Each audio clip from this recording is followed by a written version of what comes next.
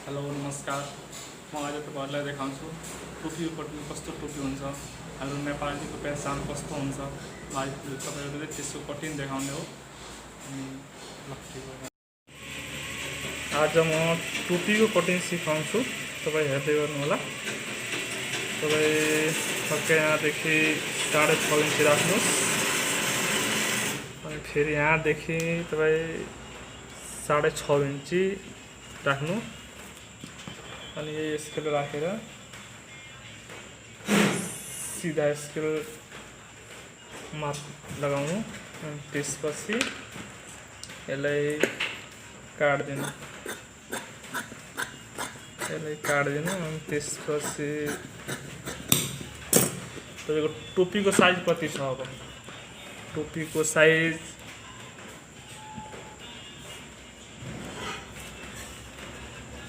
म यहाँ 20 इन्ची काट्न लाग्छु बच्चाको। 20 इन्ची टोपीको साइज चाहियो भने यो भागलाई तपाईँ 10.25 इन्ची राख्नु, अनि यो भागलाई 10.25 इन्ची राख्नु। त्यसपछि तपाईँले यो मार्क लगाउनु,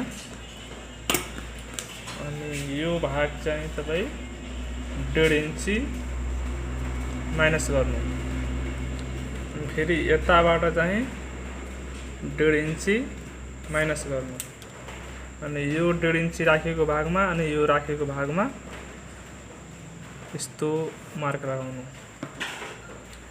अनि यो 1.5 इन्चीको भागमा तपाईँ यहाँदेखि यस्तो राउन्ड मार्क लगाउनु। मार्क भयो, अनि त्यसपछि यो मार्कलाई यस्तो काट्दिनु, त्यसपछि यो मार्कलाई पनि यस्तो काट्दिनु, अनि काटिसकेपछि यो बिचको सेन्टर भयो, अनि यहाँ एउटा यस्तो चिन्ह लगाउनु। यो टोपीको भाग भयो। अब हामीले माथिको भाग काट्ने हो।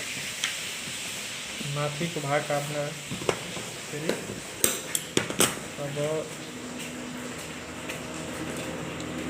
यो जुन भाग छ यसलाई हामीले यसरी मोड्दिने हो। यसरी मोडेर अनि यो भागलाई यस्तो छड्के राख्ने, अनि यो भागलाई यस्तो राउन्ड राख्ने हो।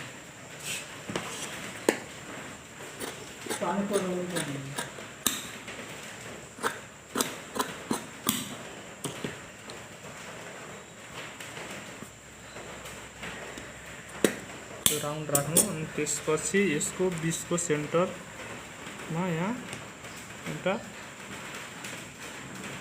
टिक लगाउनु। त्यसपछि तपाईँले यहाँ नाप्नु पर्ने हुन्छ, अनि यो बिच सेन्टरको यो दुईवटा भाग लिनु। फुल होगा ना चल। अनि त्यसपछि तपाईँको यो यस्तो भाग यसलाई नाप्नुपर्छ। यो ठुलो भयो, यहाँ मार्क लगाउनु, अनि मार्क लगाएपछि फेरि तपाईँले यो भाग यसरी मोड्नु पर्ने हुन्छ, अनि यो मोडिसकेपछि यो भागलाई यस्तो निकालिदिनु। अनि त्यसपछि तपाईँ फेरि यो मार्कालाई फेरि नाप्नुहोस्, अनि यो नापिसकेपछि यहाँ बराबर भएपछि भयो। टोपीको कटिङ भइसक्यो। अर्कोचोटि तपाईँले सिलाउने पनि म सिकाउँछु ल।